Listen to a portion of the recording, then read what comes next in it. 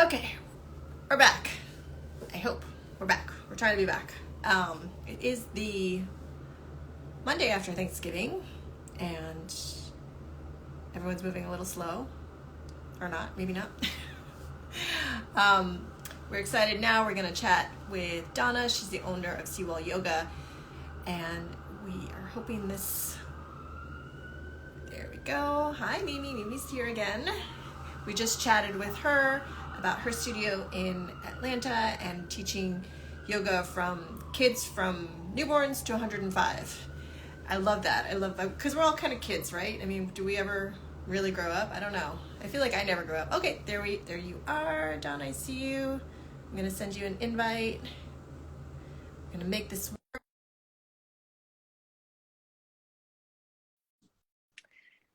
Let the Instagram work its magic. All right. There you are. Ah! We did it. Oh, thank you. Yeah, I was pretty uncertain about this. You know, it works. Sometimes it doesn't work, and then we try again, and then maybe it works. Eventually, Good something happens. Good timing, Iana. How are you this morning? I'm good. I tried to do this in front of my Saraswati because I'm not in Maine, which I think we're here to talk about. But I thought, oh, I'll put it in front of. Isn't this beautiful? One of my It is beautiful. Yeah, gave it to me some years ago. Yeah. I love it. So you split your time, right, between New York and Maine. Is that still correct? I know the pandemic has sort of moved people around a bit. I do. So up until the pandemic, I taught a lot in New York City, and that really changed. And that's actually okay for me because 25 years ago, I started my retreat up in Maine, Sewall House. Yeah. And so now when I'm here in the winter, I do a little bit of Zoom stuff. I still work for one studio. And yeah, so I do split my time. I'll probably be leaving here full time in a few years. Yeah.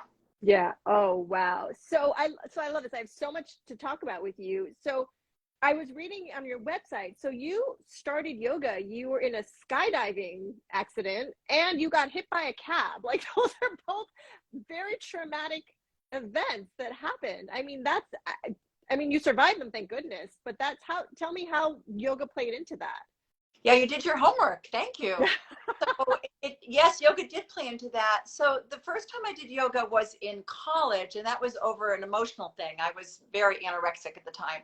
And then after I had my skydiving accident, I was doing more running still, which I'd been a runner, but I started to use the hatha yoga that I learned in college just for the stress reduction in my 20s. Yeah. You know? And then when I got hit by the cab, I was 41. And it was interesting because I had done hatha and a lot of kundalini from age 30. I'm way into the emotional healing thing. And then after I had the cab accident, I was 41, I started doing a lot of Ashtanga and Dharma and Iyengar. And I feel like those are physical ones that helped me, especially with the older accident, you know. And now I'm almost 68 years old, and my shoulder has definitely developed into limitation, but it did really well interestingly enough, up until the pandemic. And then some flexibility, strength is gone, but that's okay. I think we have to learn to do yoga at our own limitations and our own state of life. And it's still, as all your people you've been interviewing are talking about, still a blessing. It's such a blessing. I just want to share about my shoulder, which was from a bike accident.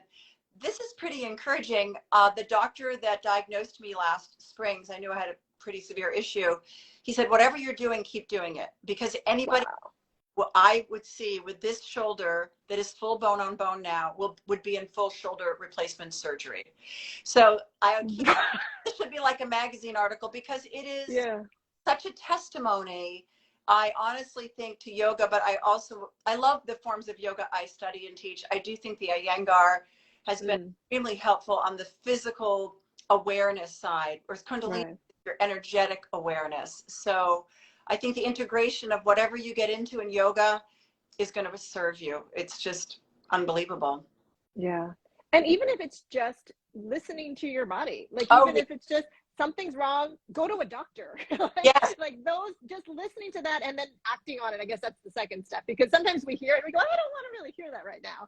But hearing it and then acting on it is just like, it's funny you say that, because I have something in my hip that I'm like, I really need to go, and I'm very aware of it. And I'm like, now is the time to do something about it. So I love that. I love when it's, yes, the yoga and meditation and everything helps, but sometimes you also need to additionally go to the doctor. So it's all these integrative things working together. And that's, tends to work for most people, right?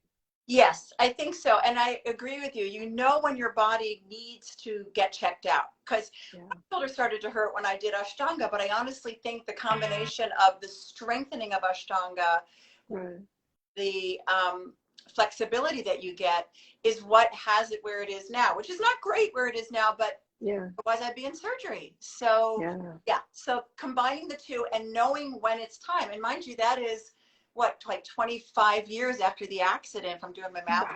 It's a long time after the accident that the yoga was very rehabbing. And so yes, I've had some physical things that yoga's helped with. I also, as I mentioned, my college years, I had some emotional things that definitely yoga has helped me with. And of course I teach it, and I've been teaching it for a very long time. So when you teach, then what do you teach? Since you have so many different influences, is it your own blend, or what is it that you teach? Well, so what my baby is my yoga retreat up in Maine, and I bought my great-grandparents' home 25 years ago. It's a very unique setting because it is small. A lot of yoga retreats are larger. And there I have the freedom to teach whatever I want. And so I find that, so that in the morning we do a hatha / flow / vinyasa, or someone wants some Ashtanga or Iyengar influenced practice, or Dharma, all those things that come into play in my more physical asana practice. And then the evening we either do Kundalini or Yin or restorative. And then I have a wonderful colleague I know through Kundalini Yoga. She teaches Svarupa sometimes, which is also very therapeutic. She has healed a hip issue with the Svarupa, and many people don't know about Svarupa. So just giving that access to people of all these varied forms of yoga, because some people really gravitate towards the yang and some gravitate towards the yin. And me personally, I think they both serve my body and my mind and my soul. So combine, but not necessarily in the same class, right? So we offer, and then while I'm in the city, I'm affiliated with a studio that offers a lot of different types of yoga. So it's a win-win. I can help them when they need me, and I can lots of different forms for them. I do have a Tuesday night, once a week, I teach a Zoom Kundalini, because I really just believe in the healing aspects of Kundalini, and it's helped a lot of people I've taught over the years. And so I that one Zoom thing that I offer on Tuesday nights at 7 o'clock. And I love that. And I love that people are still offering Zoom, because it gives anyone access to what you're teaching, no matter where they are. Even if they can't like geographically access you, they can access you from anywhere in the world. And I love that people are still offering that, even if it's once a week. Sometimes that's all you need, Zoom has been a great thing. And for me, who full-time yoga instructor in New York City for 35 years, you work very hard, and you often work, if you choose to, which I did, like 7 days a week, and you say yes to help your fellow colleagues when they need you to help them. So it's a very, as you had said, I think on the last interview, which I got on, we don't do this, it chooses us. It really chooses us, and then we choose it. And so all the years I was doing that, great. But now I have more time to focus on my own projects, on my retreat, which is really my baby, where we offer trainings and workshops and retreats and take people out into nature and all the things I believe. I mean, listen, during the pandemic, I'm born and raised in New York City, but it's funny. I actually did my undergraduate in Maine. I went to Bates College. So I at the time, it's funny, I wasn't, coming from the city, being, 20 years old, 19 years old, I was like, this is very green. Like, it was definitely a bit of a shock to me. But as I grew older, and especially during the pandemic, I was like, I would really like some nature right about now. Definitely. Definitely. I have a dog, and during the pandemic, that's the only time you got out was the East River, the West Side. And when I got up to Maine in May, it was such a relief. And I stayed there for 2 winters. And you've been asking about what they did. And I have to say, I would love to share that we were open at the retreat. Nothing was, Kripalu, nothing was open. And the first summer, we were lucky. Organically, it was a 50% capacity, which we are very small anyway. And that way we survived and thrived financially, but also not just financially. There was one couple that was supposed to go to Cuomo for their wedding anniversary, and instead they and it was just amazing to be open. And then the second summer we were open, that COVID was still around, was the best we ever had, because people were starting to travel, not wanting to leave the country yet, and looking for wellness. So it was amazing that we were very blessed to be open for the 2 summers that were very iffy for people offering yoga in studios and at retreats. And again, our being small worked to our advantage, because I think we're not looking to be around a lot of people, and we could space at the meals and things and classes and And it's so funny that you said that, because I felt exactly the same way. Like, I had an itch to move around, but not too far. So I wanted to be close, but not too far, you know, so it was definitely that thing. And I feel it still a little bit. I know a lot of my friends have traveled, and people are going to Europe now, and they're going all over the place, but I'm still a little cautious. My grandmother's 95, you know, my mom is older. Hope she's not listening. She doesn't think she's older, but you know, I'm always thinking about them and protecting them. But I feel like I still kind of want to be a little bit close to home now, you know, and I think it might just be the after effects of everything that's going on, but I love that. It'll be interesting to see, like, now people know who you are, now there's more awareness of you. So that's amazing. It's really helped your business. Yes. Thank you, Yana. Yeah, no, I appreciate it. And also, our business is very much like what you're doing here.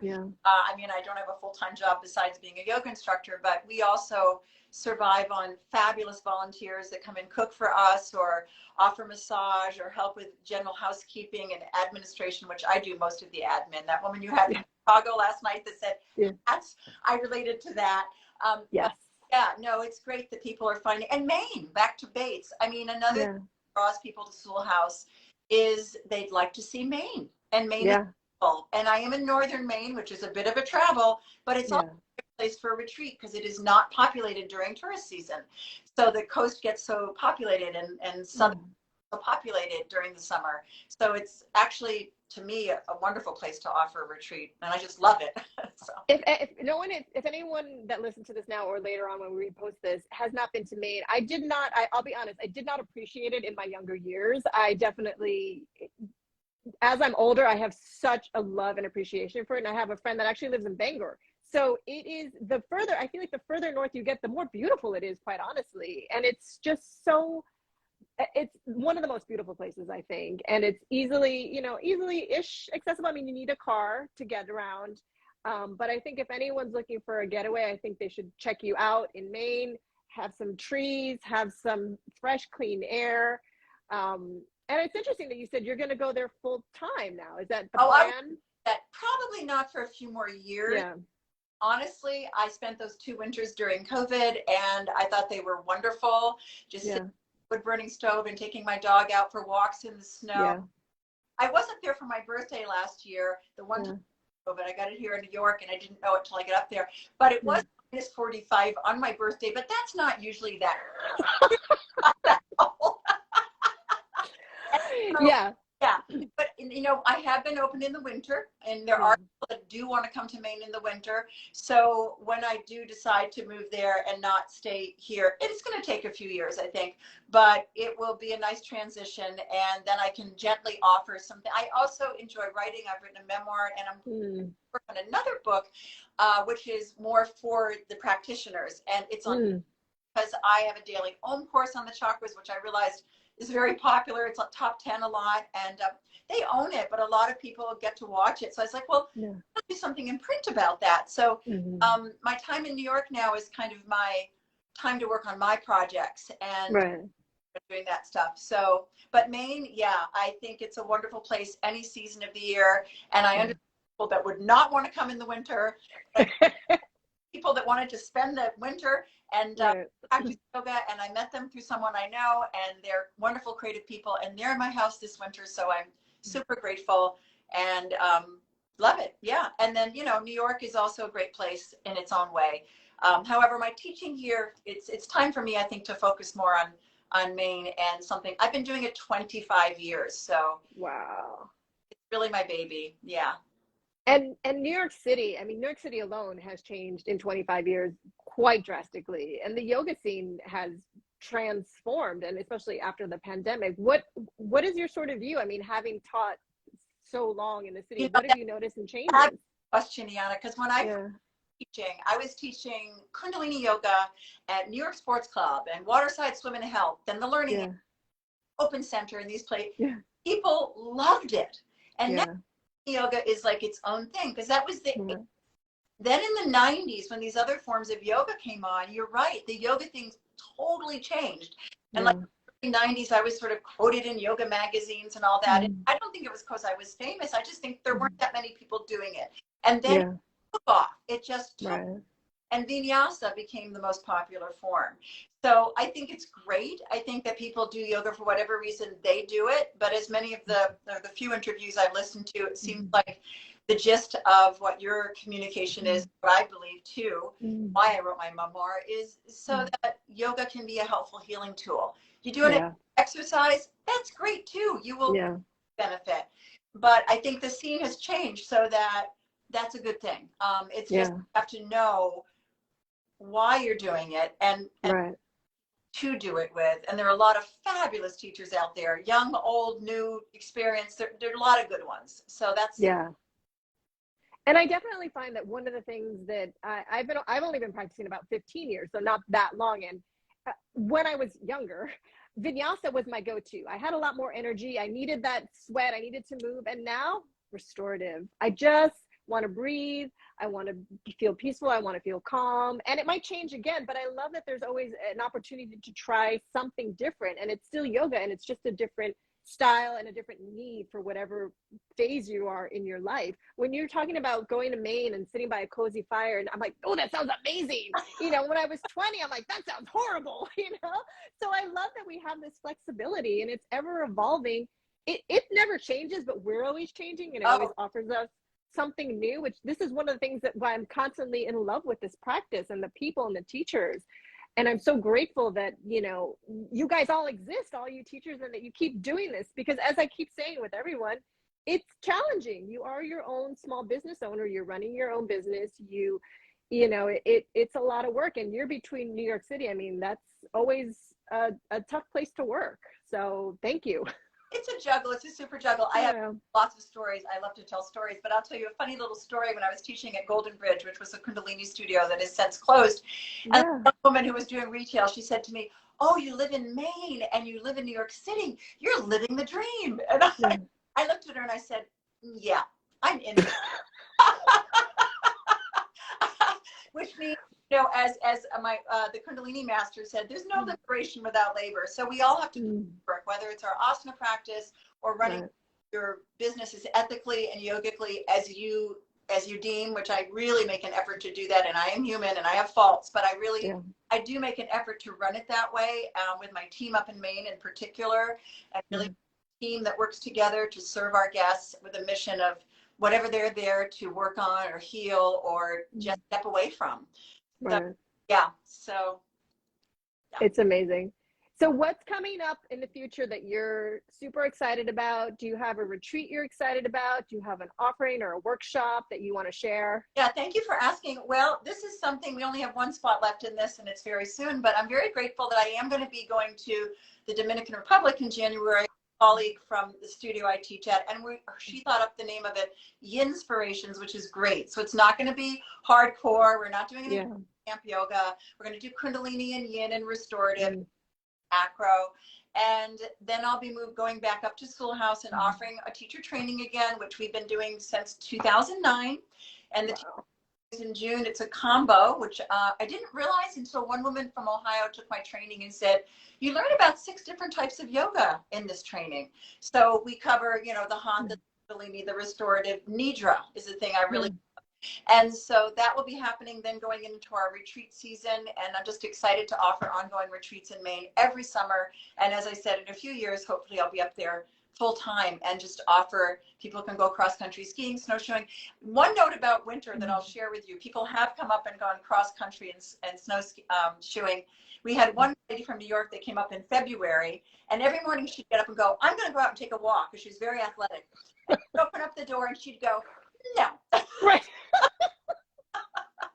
So if you want to take a retreat, that will be in a few years in the winter. But for now, we offer the summer. And I'm like you, I haven't wanted to do much traveling, but this friend of mine, this colleague, twisted my arm, and we are going to Dominican Republic, somewhere I've never been before. And we only have one slot left, so we're excited. Yeah. And that's great. And it's not too far. So it's like a baby step travel. So if anyone's listening to this and looking for a little baby step travel, Dominican Republic is a beautiful place. And that's going to be, you said in January or in February? Yeah, January 4th to the 10th. So it's coming right up. Yeah. Yeah. You don't want to be in New York City in January. That's for sure. You'd rather be in the DR where it's nice and warm. You'll be a lot more comfortable. Yeah. Invited me. Now we've both brought in some people, and it's going to be yeah. I love it. Thank you so much for chatting with us today. It was great getting to know you. Thank you so much for getting me on this, because I wasn't sure. Yeah. And for now you're a pro. Work you're doing at spreading the word. I loved your magazine. I look forward to sharing it with our guests in June up at Sewall House. Thank you so much. As you mentioned, thank you for your support, and your studio and your work are the reason we can provide free magazines. So you are a studio supporter, and we will be sending print copies. I love print magazines because I love to take a moment to just pause and turn off all my electronic devices and just, drink my tea or coffee, whatever mood I'm in that day, and really just connect to what I'm doing and being present with it. And I love that.